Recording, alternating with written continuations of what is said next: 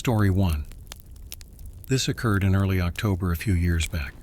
I took a trip to a cabin in the hills outside of my city during my 2 weeks off from work. I intended to go camping for a few days, so the Airbnb was ideal despite being remote from the city. I arrived at the cabin in the afternoon after a 2-hour drive. It was peaceful and lovely. There were no more buildings or cabins in the area. There was nothing but forests all around. After putting my belongings inside, I browsed the rooms, but nothing caught my eye. It wasn't my favorite because of its warm retro vibe, but it was a pleasant change of pace while on vacation. Nothing interesting happened during the remainder of that evening or the next few days. I took things easy, spending most of the days lounging outside in the chilly October air and the evenings curled up by the fireplace indoors. But I didn't take my camping equipment out until the 5th day. Although I didn't know exactly how long I would be camping, I had 2 or 3 nights scheduled. I had done some advanced preparation and knew there were a few paths close by, but only one of them led directly to the cottage. I decided to just take that one to make things easy and avoid having to drive any place. I could just leave the cabin. It took me 3 or 4 hours of walking until I found a place that satisfied me. Other than the trail itself, this was the only clearing I'd come across, but I wouldn't feel safe camping right on the route. It was getting close to night, so I set up my tent and built a fire. The cold was starting to bite as it grew darker, so I put on my bulky sweater and jacket. I spent an hour sitting by the fire, eating a short supper and biding my time till I felt more drowsy. However, as I was sitting there, I noticed something. A figure strolling through the woods. I observed as they moved through the pitch black without using any kind of flashlight before they vanished into the distance. Apart from the faint moonlight, my bonfire was the sole source of light in the woods, so whomever was out there had to have seen me. But the way they were walking, just being out here in the dark woods and not even paying attention to the trail, was so weird. I was so uneasy about it that I considered walking the long way back to the cabin. However, I was aware that going out this late into the night was unsafe. I kept a half-hour watch, looking everywhere, but I didn't see the person again. I eventually got tired of the fire and let it go out by flattening it. However, I heard footfall coming from the campsite's left, just as the glow turned to ashes.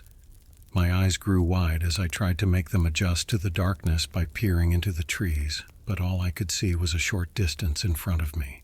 The sound of footfall grew louder as they approached the campsite, approaching close enough that I assumed they must have been just out of my line of sight.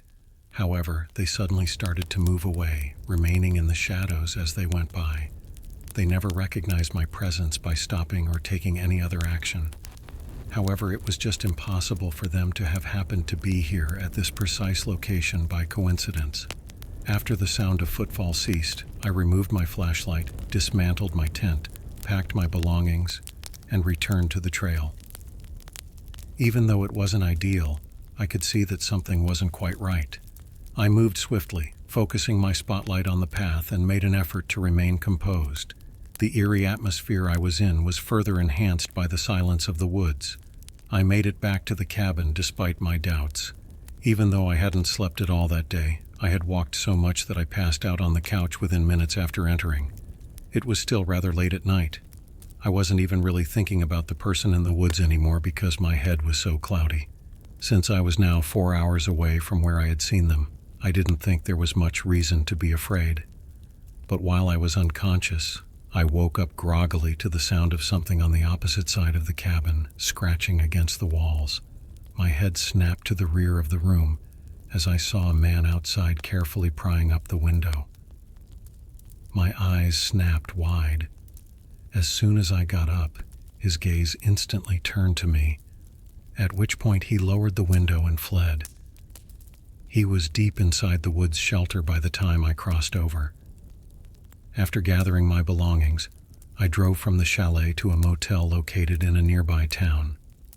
Of course, I have no idea who that individual was or what he was up to in the outdoors. However, it was obvious that he had followed me and attempted to enter the cabin while I was asleep. It is impossible to predict what would have happened if he had. Story 2. It was in the fall of last year. It was getting closer to winter at the end of the season, and where I live, it gets fairly chilly. It even snows occasionally in October. I was working on food delivery this evening. I had been doing it for the last 3 years. It was snowing a little outdoors at 1 p.m. Given that it was one of the first snowfalls, individuals could have been hesitant to venture outside. Despite being one of the few automobiles on the road, I was receiving a lot of orders. Almost immediately after I completed one, another one would surface. After making numerous stops until nearly 1 in the morning, I placed one final order. I was starting to feel a little tired, and the snow was starting to pick up.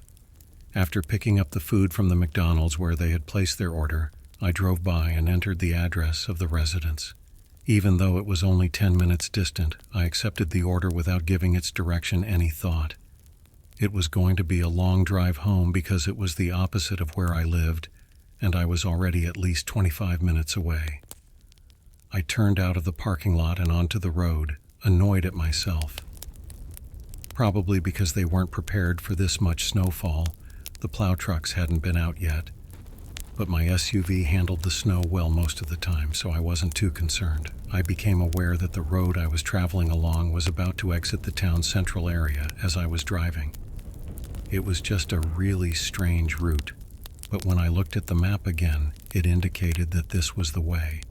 The only reason people use the road is to get to the highway that leads out of state, so I had no idea there were any residences down there. For several minutes, all I could see as I descended were trees and lamps until I reached the turn. It was just one little street that split off the main path. I reduced my speed and became more cautious because I knew that sliding off would make for an awful night because this roadway was narrower and had trees arranged in a row next to it. Before I reached the lane I was supposed to turn down, I noticed a couple long drives going to dim lights in the distant forests. It had the same appearance as the rest. I proceeded cautiously down the driveway until I reached the home. It was older, medium-sized, and entirely covered in snow. Nothing about it seemed particularly noteworthy. The fact that it was here, in the middle of a forest, was the sole intriguing aspect. After parking in front, I went to get the luggage and approached the door. I would, have less snow since it soaked my shoes and even my jeans' lower legs. I knocked as soon as I reached the porch, intending to put the bag down, but the door opened in an instant. I noticed a big man wearing a winter jacket when I looked up. He looked pallid, as though he had just come inside from the cold. "Hello, I have your order here," I said, gesturing to the bag. The man stood back and widened the door after a moment. "You can put it down right over there," he replied, gesturing to what appeared to be the kitchen with an uplifted arm. I knew going in there was a bad idea, but the way he said it made me feel like I had to. It didn't really make sense for me to do anything other than hand the man the bag, after noticing he wasn't holding anything in his hands. Holding up the bag once more, I anxiously added, "Sorry, but I really have to get going." A frown crossed the man's face, and he abruptly shut the door. I put the bag down on the porch and hurriedly made my way back to my car, still holding it up and a little taken aback by what was happening. But as soon as I passed the front yard, I heard sounds coming from the back. It was coming from somewhere on the opposite side of the house, I realized as I turned around. The sound was too faint to make out clearly, although it might have been a back door or something. Fearing for my safety, I hurried to get inside my car. As soon as I turned it on, I noticed the man hurriedly walking over to my car from around the side of his house. He held something in his hands that, although it nearly looked like rope, I couldn't quite make out. Abruptly, my body was overcome with adrenaline and my heart began to race. I started moving backwards, making every effort to go quickly without becoming trapped in the snow. Before my automobile could get a grip on the road and start moving, the man was probably only a few feet away. As I backed up into the street, I saw the man finally pause and watch as he gradually faded into the darkness. I had backed up through the entire driveway. To be honest, I had no idea what he was doing. I didn't even want to think about the entire issue because it was so terrible and unclear. I still bring food, but I'm much more cautious now, and I hardly even knock on doors anymore. I simply leave the food on the doorstep. Who knows what might have happened to me if I had lingered later that evening, or if I had gone inside the house. Story 3. A few days had passed before Halloween. I was excited to enjoy the night and stay up late after work because I actually had the next few days off. On the way home, I stopped for fast food, which I ate while watching Netflix on the couch.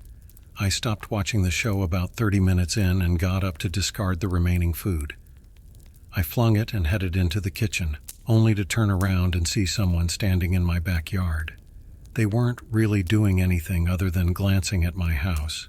To put things in perspective, my property was small but walled in, so it's unlikely that he simply wandered through while trying to find a shortcut. I slid the door open and turned on the light on the back porch. "Hey, what are you doing?" I screamed at them. Now that the porch light was on, their face was visible to me. They were young, perhaps in their 20s, but their eyes were, for want of a better description, incredibly worn and unsettling. I yelled out to them again, but they did not react. "You need to leave. This is my property." After giving me a quick glance, the man strolled over to the gate. After making sure they were gone, I went to my front window and observed them as they crossed the street.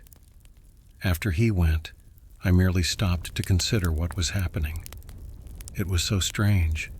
Why had he come to stand in my backyard in the first place? He was merely looking at my house as if there were no other reasons. To see what he might have been staring at, I even went so far as to walk outside into my backyard and stand where he was. But there wasn't really anything. I returned inside and made an effort to ignore it. Really, I had no idea what else to do. After pouring myself a drink, I resumed playing the show. About 20 minutes had passed since I'd finished the episode and had just begun the next when I heard a few soft footfall rushing in my backyard and a bang against my house. I noticed that same person standing against my back door and immediately got up to run to the kitchen. He was attempting to force it open by forcefully pressing his body against it. It was terrifying to see the wrath in his eyes up close, but I grasped the handle in case he managed to get past the lock. I retreated and grabbed my phone, making a police call while I stood in the kitchen witnessing this man try to break in again. However, he abruptly stopped. Gazing at me through the glass door, he continued to have that insane expression in his eyes while breathing deeply. Then he returned to the gate, but he didn't leave this time. He stayed out of sight somewhere on the house's side. I kept going back and forth between all the windows, hoping the guy hadn't tried anything else while I waited for the cops to show up. There were no noises or movements for 5 minutes, and then a police car pulled up. As soon as possible, I heard footsteps racing from the side of the house, not from outside. They tried to pry the door open once more as they dashed back up to it. Rather than take their chances and flee, they decided to try breaking in again. After a little fight, the officers were obviously able to apprehend him and put him in the car with handcuffs. It was immediately clear when the man was questioned that he was under the influence of something strong, and additional testing verified this. When questioned that night and in the sober days that followed, the man never provided real explanations for his behavior. I'm not sure how to react to that. I think it's just some crazy individual with no purpose, therefore I'm not worried about it. However, a part of me remembers the expression in his eyes and the fact that he attempted to enter rather than flee. It implies that he had to have had a motive. In any case, what he would have attempted to do to me if he'd managed to get in is probably just as horrific. "Dad," I knocked on it and headed over. Not a reply. The bathroom was vacant as I carefully opened the door, but I noticed something odd straight away. The shower curtain.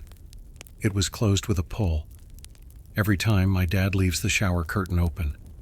I am positive about this. Not only that, but the door closing was also peculiar. He keeps everything open to facilitate his own navigation. After a brief time of staring at the shower curtain, I locked the door, went to the front of the unit, shut the door, and dialed 911. I waited outside the condo, where there is only one entry and exit. Given the circumstances, the police arrived remarkably swiftly. We all went back inside the apartment together and entered my dad's room. There we noticed a man who appeared to have been waiting for us, sitting on the bed with his hands raised in the air. About 10 minutes later, my dad arrived home and learned of all that had transpired. Based on his ID, the burglar resided a few apartments below. That implied that the individual had been observing my dad and his property for some time with the intention of breaking in and robbing him. After this, you would think I would have discovered the origin of the proverb, rob him blind. We talked my dad into getting a lawyer, even though, being a good man, he didn't even want to file charges. The man remains inside after being charged with third-degree burglary.